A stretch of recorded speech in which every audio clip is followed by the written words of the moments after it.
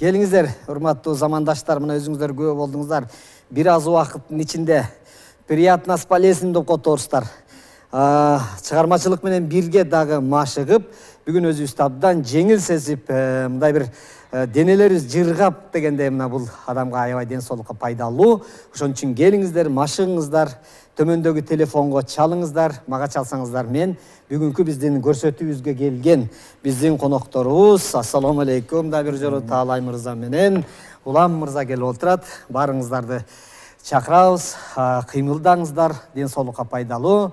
Бүгүнкү конокторубуз вице-президент Федерации Йошинкан Айкидо Таалай, ошондой эле машыгып жүргөн Улан экөөбүз. Баарыңыздарды чакырабыз.